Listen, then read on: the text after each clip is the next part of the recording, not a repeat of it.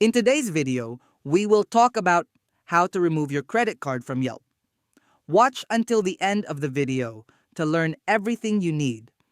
To book different health appointments, bars, salon services, and restaurant reservations, you can use Yelp.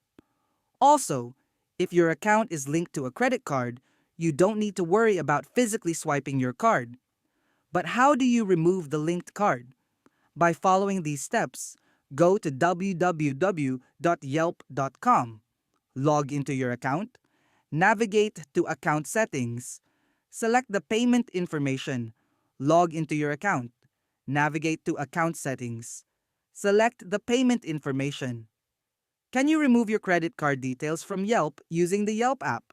Unfortunately, there is no way of removing your credit card details with the Yelp app. You can only use the Yelp website. And there you have it. Simply follow these instructions to remove your credit card information from your Yelp account. Thanks for watching.